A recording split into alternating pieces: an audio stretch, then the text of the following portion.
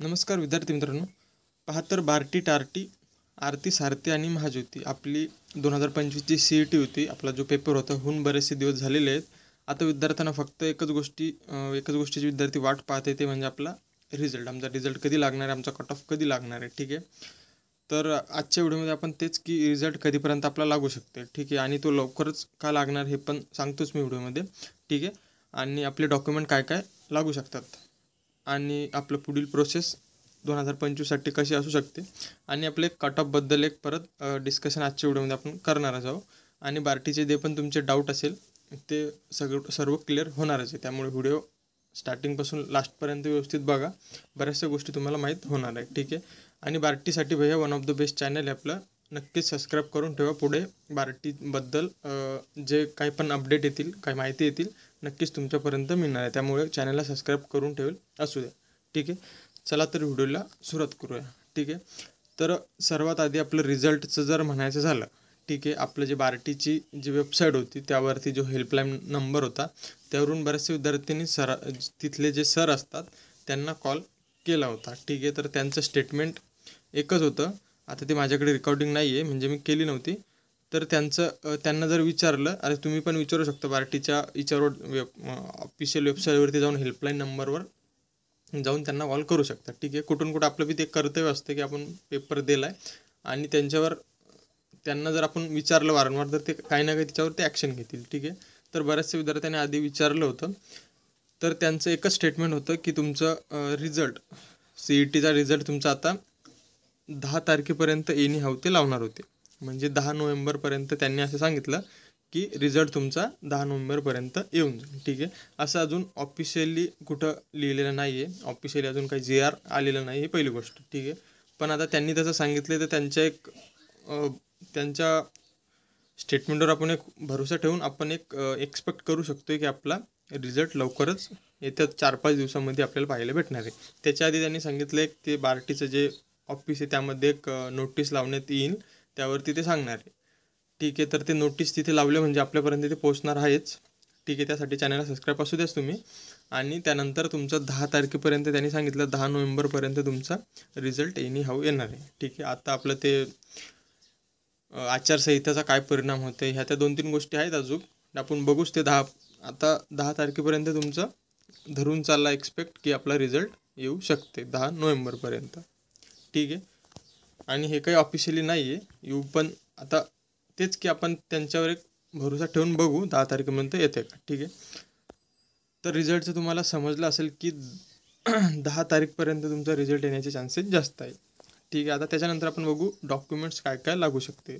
सर्वात डॉक्युमेंट्स तुमचा जेव्हा रिझल्ट लागेल त्यानंतर तुम्हाला खूप टाईम मिळणार आहे तुमचे डॉक्युमेंट कलेक्ट करायला.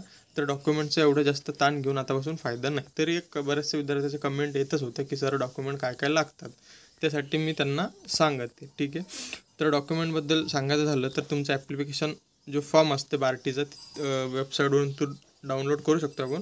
तो एक त्याची प्रिंट लागेल. त्यानंतर कास्ट सर्टिफिकेट, कास्ट व्हॅलिडिटी. आता व्हॅलिडिटी कंपल्सरी का नाही हे अजून काय कळलेलं नाही आहे, मी सांगतोच तुम्हाला नंतर. पण त्यांनी ते फॉर्ममध्ये लिहून ठेवलेले एवढे तुमचे कागदपत्र लागतात बा. ठीक आहे, त्यानंतर income certificate, domicile certificate, educational certificate म्हणजे तेच तुमचं 10वी-12वी मार्कशीट, नाही तर 10वी-12वीचं बोर्ड सर्टिफिकेट. ठीक आहे, आणि त्यानंतर बँकचं पासबुक. एज्युकेशनल क्वालिफिकेशन म्हणजे ज्याने ग्रॅज्युएशन फॉर्म भरला असेल त्यांचे नक्कीच ग्रॅज्युएशनचं फायनल इयरची मार्कशीट म्हणा, नाही तर ते पाहण्यात येईल तिथं. ठीक आहे, त्यानंतर बँक पासबुक झालंच वाटते.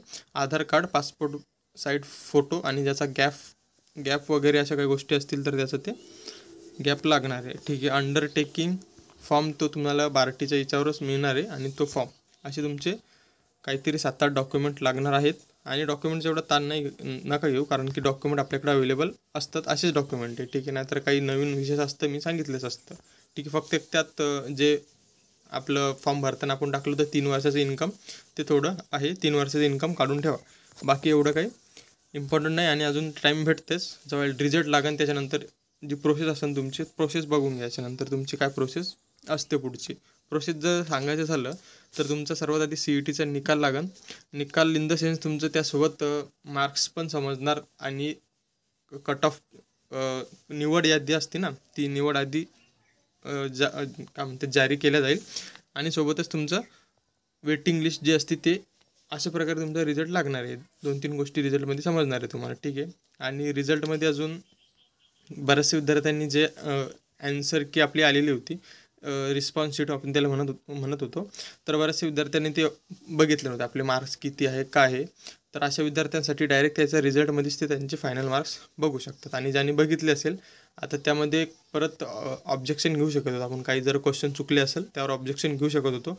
आता त्यांनी ते कोणकोणते क्वेश्चनवरती आपण ऑब्जेक्शन घेतलं त्यांची काही तशी यादी त्यांनी सांगितलेली नाही. त्यामुळे डायरेक्ट तुमचा जे फायनल रिझल्ट असेल त्यामध्ये तुमचे मार्क्स कसे वाढू शकतात ते सांगतो मी.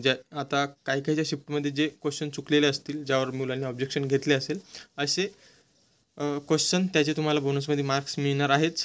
आणि सोबतच तुमचं नॉर्मलायझेशन फॅक्टर, ठीक आहे. नॉर्मलायझेशन फॅक्टर मी बऱ्याचशा 2-3 व्हिडिओ टाकले होते आधी, की सांगते की नॉर्मलायझेशन फॅक्टर काय असतं. नॉर्मलायझेशन फॅक्टर हेच की तुमचे 4, 5, 7, 8, 10पर्यंत पण मार्क वाढू शकतात ज्यांची शिफ्ट हार्ड होती त्यांसाठी. कारण की मल्टिपल शिफ्टमध्ये तुमचा एक्झाम झालेला आहे. सर्वांचं सांगते मी, बार्टी टार्टी सगळ्यासाठी, सगळ्यांचा अलग अलग शिफ्टमध्ये एक्झाम झाला होता. त्यामुळे वेगवेगळ्या शिफ्टमध्ये एक्झाम जर झाला, पेपरमध्ये अपडाऊन होते, त्यामुळे तुमचं नक्कीच नॉर्मलायझेशन तिथं भेटणार. नॉर्मलायझेशनचा फायदा तुम्हाला भेटणार आहे, ठीक आहे. जास्त कोणाला भेटते ज्याचा पेपर जास्त हार्ड होता.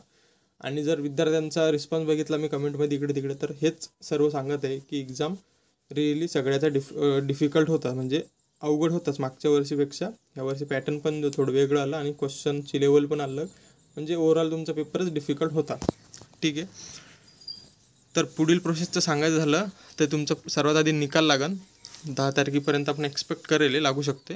त्यानंतर आपला इन्स्टिट्यूट प्रिफरन्स आपल्याला भरावं लागेल. इन्स्टिट्यूट प्रिफरन्स कसा भरायचा, तुमचं जे बार्टीचं पोर्टल होतं तुमचं, त्या पोर्टलवरच ते परत ओपन होईल. तिथे ऑप्शन येते आपल्याला कोणतं इन्स्टिट्यूटला प्रिफरन्स द्यायचं. त्यानंतर तुम्ही ते इन्स्टिट्यूट प्रिफरन्स दिलं, त्यानंतर तुमचं त्या इन्स्टिट्यूट जे मिळेल तुम्हाला अलॉटमेंट होईल इन्स्टिट्यूटचं, त्या ठिकाणी जाऊन तुमचं डॉक्युमेंट व्हेरिफिकेशन होणार आहे. डॉक्युमेंट व्हेरिफिकेशन झाल्यानंतर ते त्या इन्स्टिट्यूटमध्ये तुमचं ॲडमिशन होईल आणि तुम्हाला सीधं तुमचं स्टायफंड म्हणजे तुमचं जेव्हा चालू झालं ते त्याच्या 1 मंथ नंतर तुमचं स्टायफंड तुमच्या खात्यामध्ये येऊन जाईल, ठीक आहे. अशी तुमची जनरल प्रोसेस असणार आहे पुढची, ठीक आहे. आय थिंक तुम्हाला समजलं असेल प्रोसेस बी, डॉक्युमेंट आणि रिझल्ट. आता आपल्या इथं डिस्कशन आपण करू कट ऑफवर, ठीक आहे. तर आता कमेंटमध्ये मला बऱ्याचशा मुलांचे मेसेज येतच होते की सर एवढे मार्क आहे सिलेक्शन होईल का, तेवढे मार्क सिलेक्शन होईल का. तर मी आधीपासून सांगत आले तुम्हाला की कट ऑफबद्दल कोणीही काही सांगू शकत नाही परफेक्ट कट ऑफ. कारण की 2025मध्ये पार्टीकडून महाज्योती टाटी जे पण असेल तुमच्या जागा किती आहे काही अजून केलेलं, म्हणजे त्यांनी असं ओपनली सांगितलेलं नाही की तुमच्या जागा किती आहे काय आहे, ठीक आहे. आणि अजून ते कोणता समिती आली ते म्हणते की परत जागा कमी झाल्या, म्हणजे बऱ्याचशा गोष्टी अशा त्यांनी असं ओपनली काही सांगितलेलं नाही आपल्या जागा किती आहे. कारण की कट ऑफसाठी तुम्हाला हेच लागते की तुमच्या जागा किती आहे, ठीक आहे. आणि पेपर जो होता आपला लेवल तुम्हाला माहीत त्याची पेपरची लेवल मागच्यापेक्षा डेफिनेटली हार्ड होती, ठीक आहे. मागचा पेपर सोपा होता, या वर्षीचा पेपर हार्ड आहे. त्यामुळे कट ऑफचं प्रेडिक्शन लावणं हे कोणी लावू शकणार नाही सरळ, ठीक आहे. फक्त एक कट ऑफ कुठं खेळत असते आपला जो मागच्या वर्षीचा कट ऑफ आहे, प्रिव्हियस इयर कट ऑफ असते त्याच्या इर्दगिर्दच आपला कट ऑफ असणार आहे, ठीक आहे. त्याच्यामुळे जर मागच्या वर्षीचा कट ऑफ आपण समजून घेतला त्याच्यापेक्षा त्या कट ऑफ एवढे मार्क नाही तर त्यापेक्षा थोडे कमी पण, कारण की पेपरची एक्झाम तुम्हाला पेपरची लेवल तुम्हाला माहीतच आहे थोडी हार्ड होती. त्याच्यामुळे आपण थोडे कमी पण मार्क असेल अजून तुमचं नॉर्मलायझेशन राहील त्यामध्ये तुमचं डेफिनेटली मार्क वाढतीलच. 2-3 म्हणा 1-2 म्हणा काही ना काही मार्क तुमचे वाढणार आहे, ठीक आहे. त्याच्यामुळे ज्यांना मागच्या कट ऑफ एवढे जर मार्क असतील आणि त्यापेक्षा शिल्लक थोडे तर तुमचं डेफिनेटली चान्सेस बनू शकतात. आणि तुम्ही फक्त आता वेट करा रिझल्टमध्ये सगळ्या गोष्टी व्यवस्थित समजणार आहेच. तरी एकदा मी मागच्या व्हिडिओमध्ये व्यवस्थित एक्सप्लेन केलं होतं सर्व गोष्टीचं ॲनालिसिस करून. तो व्हिडिओ तुम्हाला लागला तर डिस्क्रिप्शनमध्ये त्याची लिंक आहे, त्यामध्ये सर्व गोष्टी मी सांगितलेल्या होत्या. आता मी शॉर्टमध्ये सांगतो फक्त की पोलीस भरतीचा आपला कट ऑफ प्रेडिक्ट करू शकतो, कारण की पोलीस भरती बार्टीचा कट ऑफ सांगू शकतो. कारण की फक्त बार्टी आहे ही संस्था, तिने आपला कट ऑफ सांगितलेला. बाकी टार्टी, सारथी, महाज्योती आणि ह्या बाकीच्यांचा कट ऑफ अवेलेबल नव्हता. त्यामुळे आपण फक्त बार्टीचा कट ऑफ बेस मानून बाकीचा कट ऑफ सांगू शकतो. कारण की बार्टीचा जर बेस मानला तर महाज्योती आणि सारथीचा कट ऑफ डेफिनेटली बार्टीपेक्षा जास्त जाते. सॉरी, बार्टीचा कट ऑफ आपण बेस मानला, त्यानंतर आपलं जे सारथी आणि महाज्योतीचा कट ऑफ बार्टीपेक्षा डेफिनेटली जास्त जाते आणि टार्टीचा बार्टीपेक्षा 5-6 मार्कांनी कमी जाते आणि आरतीचा आणि बार्टीचा कट ऑफ लगभग जवळपास सेम असते. हा तुमचा ट्रेंड असते, जो जनरल ट्रेंड असते ना. बार्टीचा कट ऑफपेक्षा महाज्योती आणि सारथीचे कट ऑफ हे 5 मार्कापर्यंत पण जास्त असतात. ठीक आहे. आणि टार्टीचा जो कट ऑफ असते तो बार्टीपेक्षा कमी असते. ठीक आहे. हा तुमचा ट्रेंड असते. परंतु कट ऑफ फक्त आपल्याकडे अवेलेबल होता फक्त बार्टीचा. ठीक आहे. ऑफिशियली कट ऑफ जे होतं फक्त बार्टीचं होतं, तर त्याच्या बेसवरच आपण कट ऑफ प्रेडिक्ट करू शकतो. ठीक आहे. तरी मी पोलीस भरतीसाठी कट ऑफ सांगितला होता मुलांना की तो आपला 55 ते 60पर्यंत तुमचे मार्क असतील. याच्यापेक्षा कमी पण असतील तर तुमचं अजून नॉर्मलायझेशन राहिलं आहे, त्याच्यामुळे तुमचं चान्सेस आहे फायनल यादीमध्ये तुमचं नाव येण्यासाठी. ठीक आहे. त्यानंतर फिमेलचं जर सांगायचं झालं 30 ते 40 मार्क. मागच्या वर्षीचा कट ऑफ फक्त आपला काहीतरी 2 मार्कावर गेला होता फिमेलचा. आता ह्या वर्षी एवढा पण कमी जाणार नाही आहे. ठीक आहे. 30 ते 40 याच्यापेक्षा थोडं कमी पण असतील तर तुमचे नक्कीच चान्सेस बनतात. ऑर्फनचा 35 ते 45 मार्क. ठीक आहे. तर याच्या बेसवर तुम्ही तुमचा टार्टी, आरती आणि महाज्योतीचा करू शकता. मी सांगितलंच तुम्हाला की महाज्योती आणि सारथीचा डेफिनेटली जास्त जाते बार्टीपेक्षा. आरतीचा बार्टीचं जवळपास पकडला तरी चालेल आणि टार्टीचा यापेक्षा जास्त जाते. ठीक आहे. हे झालं पोलीस भरती. आणि त्यानंतर आपले जे MPSC ग्रुप बी आणि ग्रुप सी हा पण मार्क्सच्या बेसवर कट ऑफ लागला होता. ठीक आहे. तर मेलचा कट ऑफ हा मागच्या वर्षी सांगते मी बार्टीचा 60 मार्कावरती गेलेला होता. फिमेलचा 50 आणि दिव्यांग 48, वंचित 52. ह्या तुमच्या जागा होत्या मागच्या वर्षीच्या. ठीक आहे. तर आता ह्या वर्षीचा कट ऑफचं जर सांगायचं झालं तर याच्या आसपास तुमचे मार्क असतील. याच्यापेक्षा 4-5 मार्क कमी पण पकडा, कारण की अजून नॉर्मलायझेशन राहिले आणि तुमचा पेपर पण हार्ड होता, त्यामुळे चान्सेस बनते तुमचे. ठीक आहे. तर म्हणजे सांगायचं एकच की तुमचं प्रिवियस इयरच्या कट ऑफच्या आसपास तुमचे मार्क असतील तर तुमचे चान्सेस बनतील. जर डेफिनेटली तुम्हाला म्हणजे जे 100% फायनल कोणी सांगू शकत नाही. फायनल फक्त तुम्हाला कट ऑफ लागल्यावरच समजणार आहे. ठीक आहे.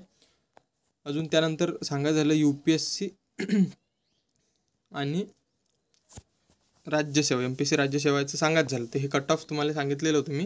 हे कट ऑफ असतात ते फक्त पर्सेंटाईलच्या बेसवर, त्यामुळे तिथे मार्कच्या बेसवर आपण सांगू शकत नाही. म्हणजे तुम्ही म्हणसान सर 58 मार्क आहे राज्यसेवेमध्ये होईल का, सर 62 मार्क, सर 75 मार्क आहे, कारण की तुमचा कट ऑफच मार्कवर लागलेला नाही. तुमचा कट ऑफ फक्त पर्सेंटाईलच्या बेसवर लागलेला आहे, तर आपण कोणीच सांगू शकत नाही. ठीक आहे. पर्सेंटाईलचा विषय कसा असतो तुम्हाला सांगितलंच होतं की 79 पर्सेंटाईल म्हणजे पकडा तुम्ही सपोज 80 पर्सेंटाईल आहे तुम्हाला, तर याचा अर्थ असा होतो की 80% मुलांच्या वर तुम्ही आहेत.